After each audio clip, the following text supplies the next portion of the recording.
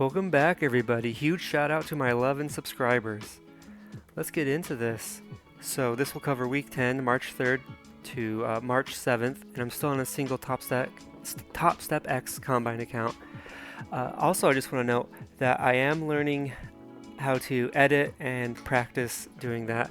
I know how much everyone loves PowerPoints, but I know there can be a better way. So yeah, those are my notes for this week. Let's get right into it here. So March 3rd, Monday.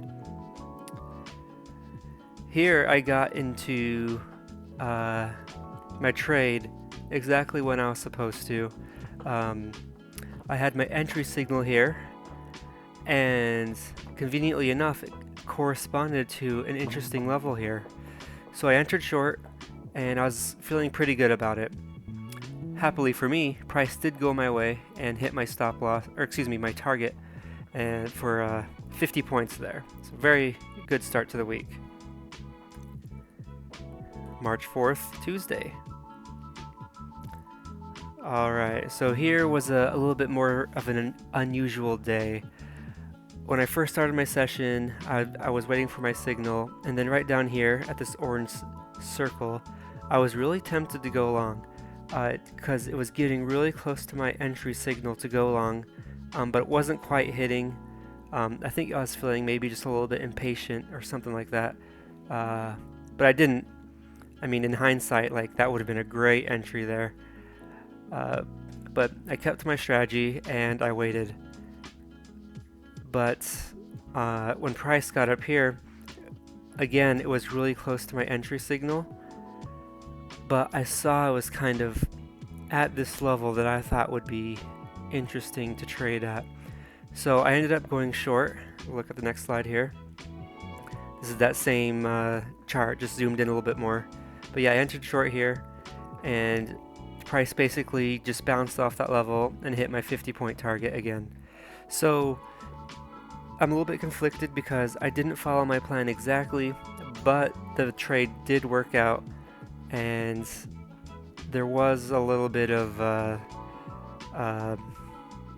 level here that helped me get into the trade there, so I'll take the money. March 5th, Wednesday. Alright, so this trade happened pretty much right when I started my session. Just a few minutes in, I saw my entry signal. I missed catching the signal, but I entered long, so I technically got a better price than where I should have entered, but it didn't matter because price hit my stop loss. I was feeling pretty confident because it was also at this level here, but sometimes price just doesn't go the way you want it to. March 6th, Thursday. Here was an interesting day. When I had started my session, almost an hour before this, I didn't have any entry signals. No, excuse me, no, I remember now. I had started my session late because I had an appointment, right? So I started an hour after I usually start. So right around here is when I started looking at the charts and preparing for my trade. And then I got my first entry signal to go long here. But when I saw the entry signal, I was not confident at all. For the past like 30 minutes or so, price was just going down, down, down. So I was like, I'm not super confident, but I've got the discipline to stick to my strategy. So I went long, price hit my stop loss, and I was done for the day. But I was proud for sticking to my strategy. March 7th, Friday. Alright, so Friday was a big news day. I had started my session at my usual time, and by the time I entered my trade, it was about an hour and a half of me just waiting for my entry signal. So I did get my entry signal here. I entered right on time, but I was a little hesitant to enter the trade because we just had the big news here. The Fed's Powell speaks at 10:30 my time here. But I was fairly kind of confident because there was a level right here. And so I was like, maybe it'll kind of reverse there. I'm sticking to my strategy. But nope, price hit my stop loss again, so I was done for the day. So now we'll just take a look at the week so far. Monday and Tuesday were my winning trades. Wednesday, Thursday, Friday were my losing trades.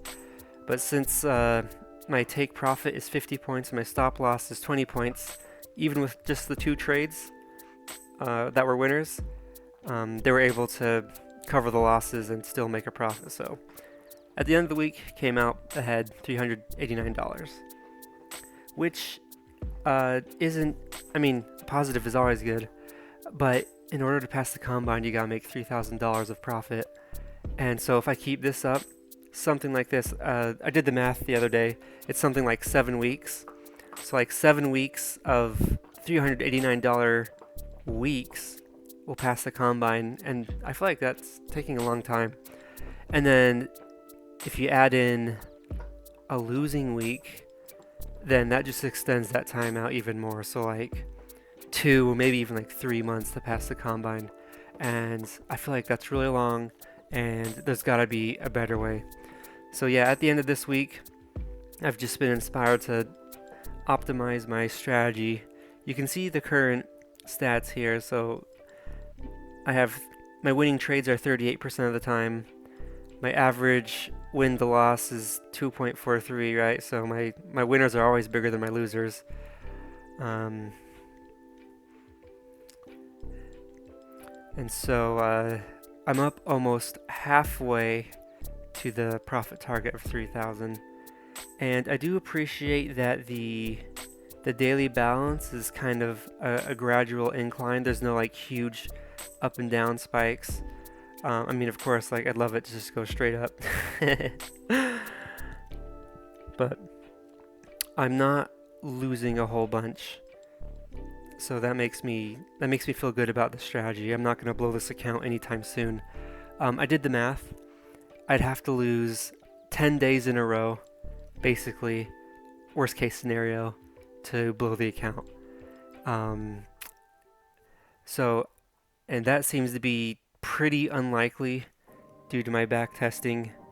In my back testing, I did not have 10 losing days in a row. And over time, it makes money. I mean, like so far, like you can see, it is making money. And I expect it'll keep this kind of momentum going forward. But yeah, that's it for this week. I'm happy the account's going positive still. And I'm going to optimize my strategy and see what I can do to increase that win rate, because I don't think I want to push it more than 50 points. But of course, I'm going to look at all the different variables that I have control over. All right, thank you so much for watching. Have a great week.